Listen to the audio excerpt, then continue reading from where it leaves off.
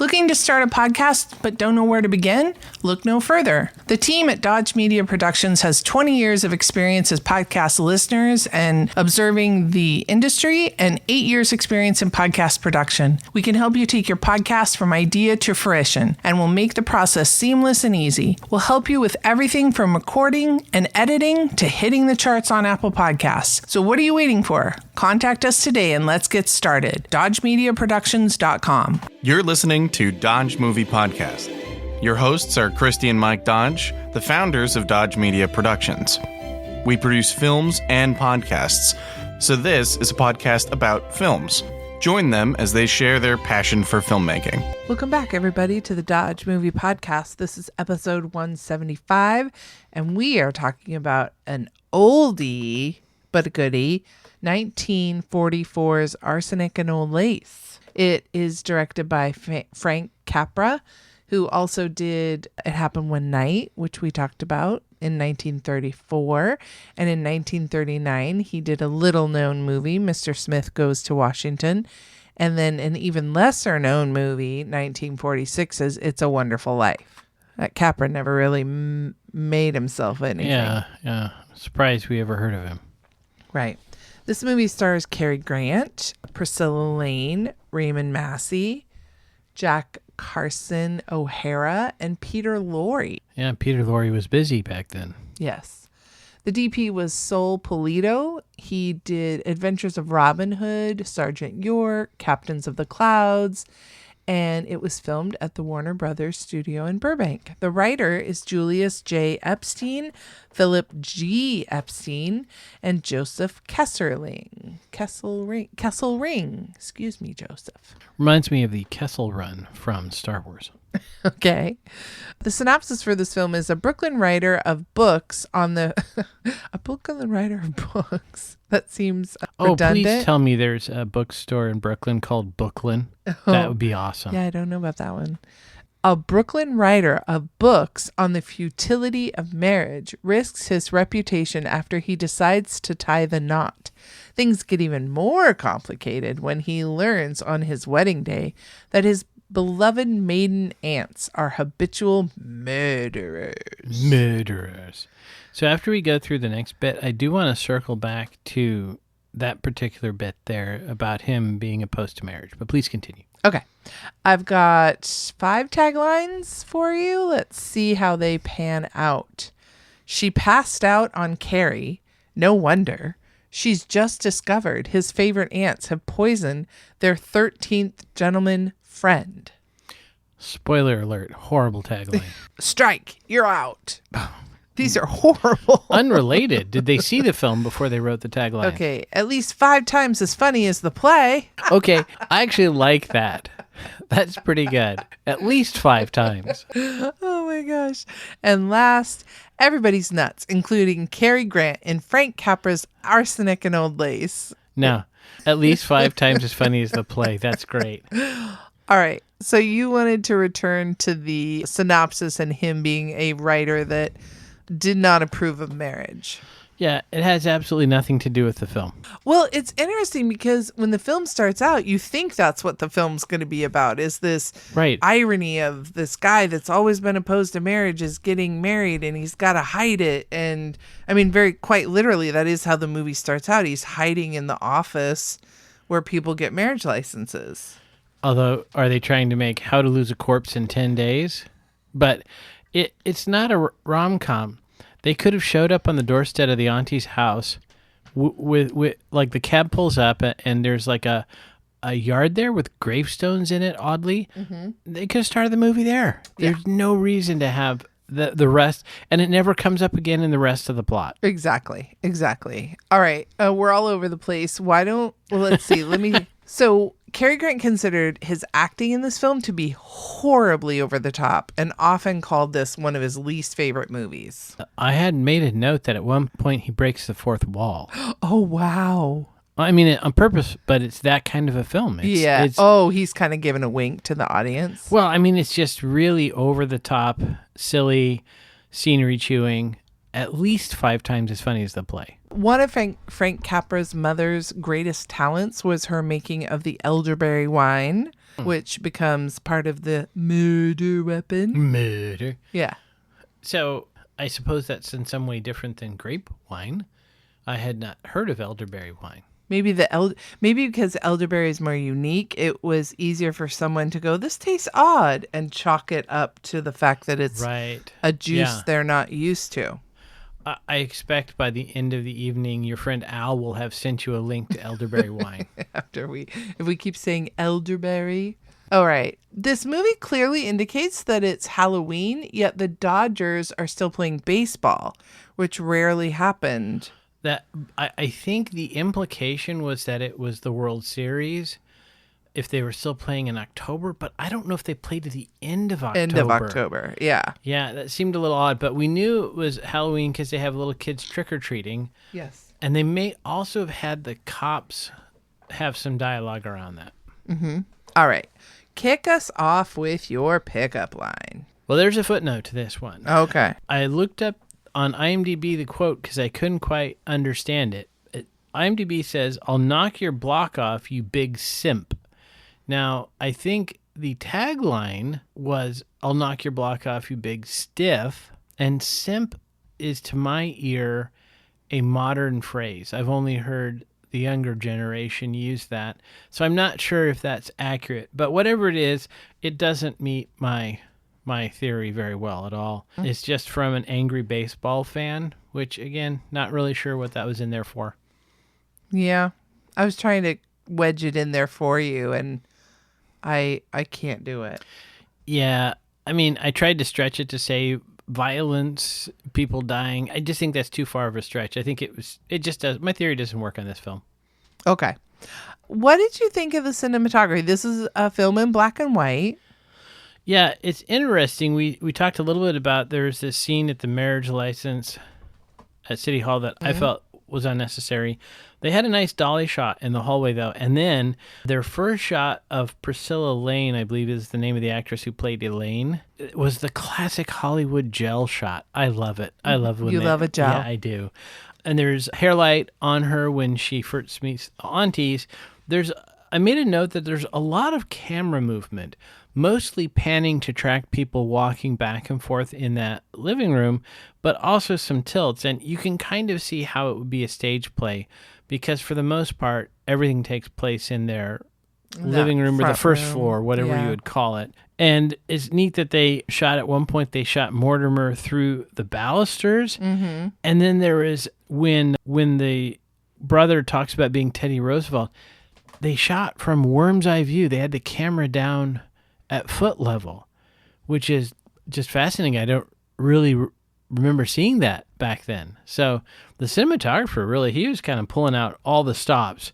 And then I noticed that it was mostly mediums with some longs. Again, really did evoke the feel of the play. Mm-hmm. There weren't really many close-ups in that at all. And they did a pretty good job of making Raymond Massey's character seem kind of creepy. Again, I'm not real sure about that, if they needed the Boris Karloff style makeup for that character. I think he would have been menacing just by himself. But so it was a bit of a mixed bag in kind of the tone. I have a note here that low-key lighting was used throughout the film to give it a spooky Halloween tone. Interior scenes in the Brewster house were shot in sequence. And although he planned to do the entire production on a single set, Frank Capra did have to make some exceptions for the scenes that added to the story in the script adaptation, the baseball game, the marriage license office, and then the sanitarium.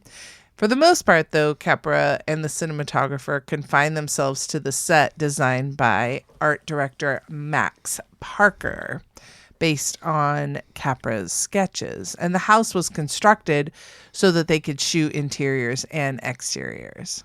I bet the producers loved that they just used the one set, basically. Oh, my goodness. That's so easy to control and schedule for and plan. And it was on a soundstage, it Yeah. looked like. Even like the exteriors were also on a soundstage, so that was great. Throughout the film, the grandfather clock below the staircase, the minute hand of which always drops to the 6th position when Teddy Roosevelt slams or Johann Alexander slams his door, keeps correct time. Boy, did they look out for you in this one. Well, I'm going to say the hour hand kept correct time, but Yeah, the that's what I minute hand kept falling. So it was Right. But the hour hand, Yeah. and it advances in time with the action. And this is extremely uncommon in feature movies, as you know, where clocks are usually left either on one time for the whole duration or not shown at all. just in lazy films. What did you think of like the plot and the whole story? I mean, it was very, I don't know about farcical, but it's almost like this absurd. Yeah. I made a note that it's a broadly drawn comedy. It had some funny wordplay. One of them is I liked, insanity runs in my family. It practically gallops. So there were some really funny pieces of wordplay in there, but it wasn't kind of, like in Anything Goes. That was not its main humor. And I think when you have the basic plot being these cute little old ladies are killing people, you're already somewhat farcical.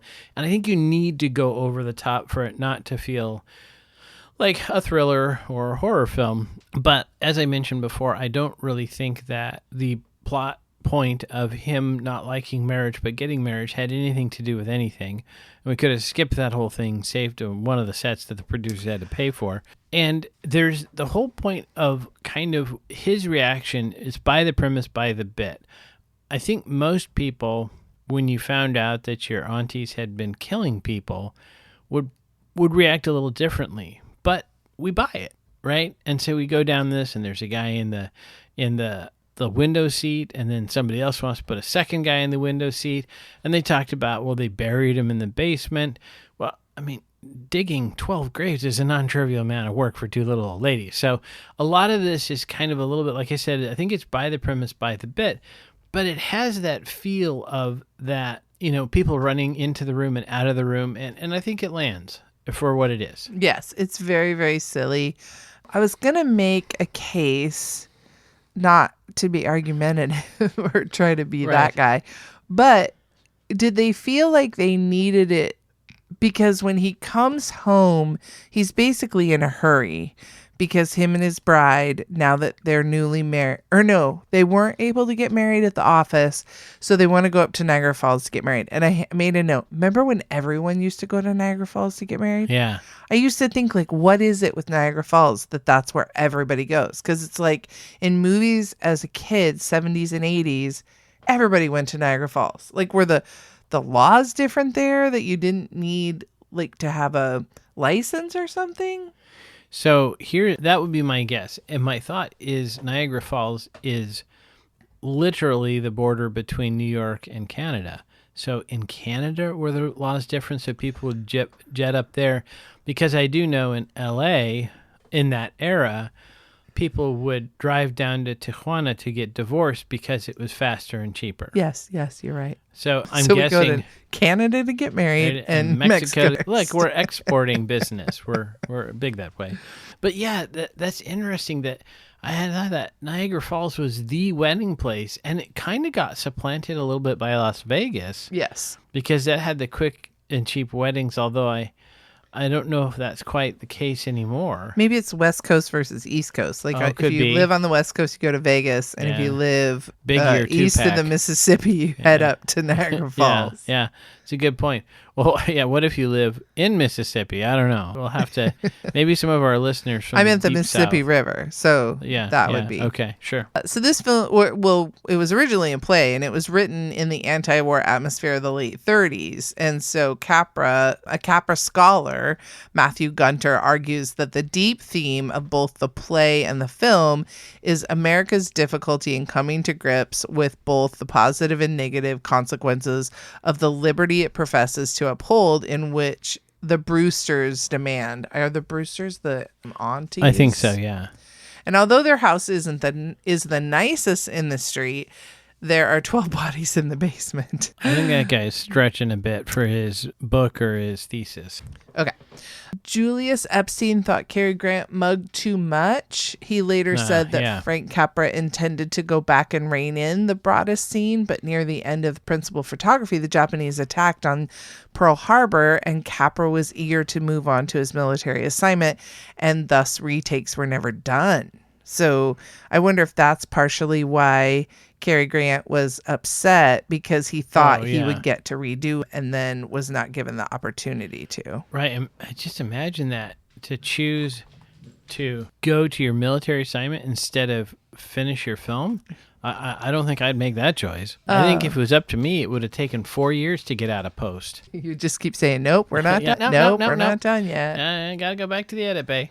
At the time of this production, Warner Brothers did announce that the Brewster house was the largest set ever built at the studio, and the house was complete room by room in every detail. Production records confirm that several scenes were shot in various rooms of the Brewster house.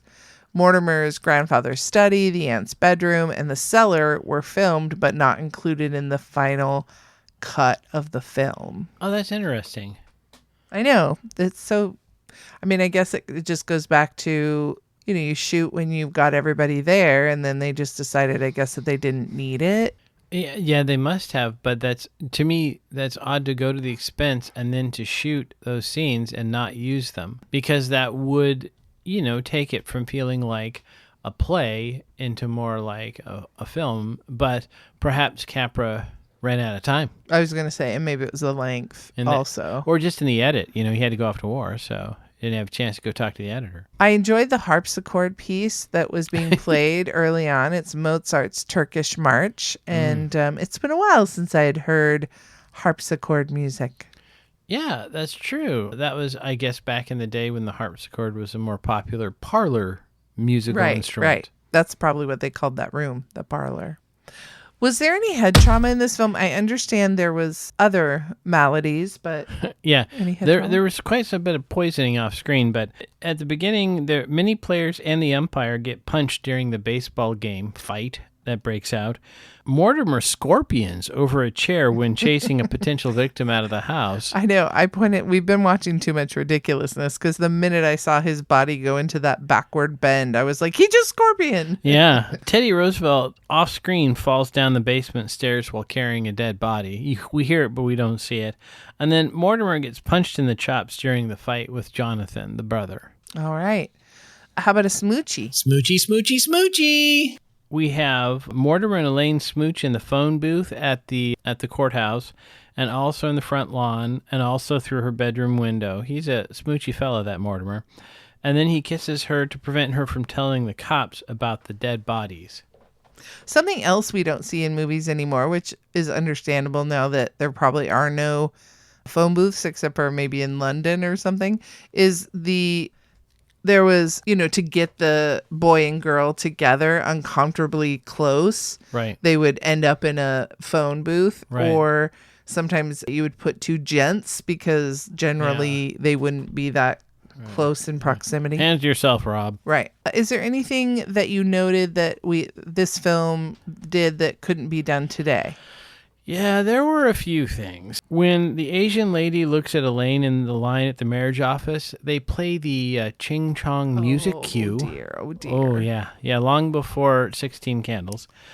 Then the Brewster aunties have a lawn jockey that looks exactly like a slave in front of their house. Oh, no. Mortimer is a little bit aggressive with Elaine. Now, maybe you could argue that the fact that they're about to get married implies some sort of consent, but he is pretty handsy. And lastly, he smacks his auntie fully on the buttock. Oh, no, thank you. Yes. A different era, but let's not. How about a driving review? Well, we really didn't see much of a vehicle. We only saw a taxi. It's a 1936 DeSoto Airstream, and that was a common vehicle platform for the taxi industry. That was because DeSoto had a long-standing and profitable relationship with the taxicab industry. So I think they were kind of similar to Apple. They courted the industry in specific. So that was a nice taxi. and it was in several scenes. And before we go to the numbers, I'm going to share this little bit of trivia that I find fun, and I think you will too.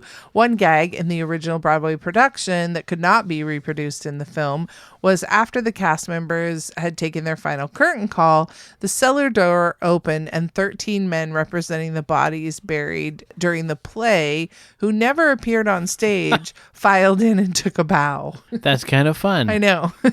Can you imagine? I mean, these 13 people were paid to basically just kind of hang out until the very end and the final curtain call. Yeah, I think with a film, they would be crew that you just put through some costume. I don't know if you could do that on a play if you have enough crew members standing that would around. Be done. Yeah. I don't know. Shall we go to the numbers? Let's go to the numbers. Couple things before we do the hard and fast numbers. In an example of product placement, the phone booth outside the marriage office where Grant and Lane lose pursuing reporters features a large Bell telephone system with logos on the glass. The contract with the play's producer stipulated that the film would not be released until the Broadway's end. So, oh, wow. So as not to take away from ticket sales for the Broadway run. And since the film wasn't released until after near the end of the war, so because of Capra leaving, because the play was still running on Broadway. So that's why the film was released in 1944. And then, gosh, give it up for Cary Grant. He sounds like a mensch. There are conflicting reports about the size of his salary for the film and what he did with the money. Some sources claim that Grant earned $100,000 for making the picture and that he donated all of that money to the U.S. War Relief Fund. Wow. I know. Other, perhaps more credible sources, such as the Warner Brothers Studio Archives, suggest that he received $160,000 for his efforts, of which $50,000 went to Hollywood's division of the British War Relief Association in Southern California, $25,000 went to the American Red Cross, $25,000 went to the USO, and $10,000 was paid to his agent.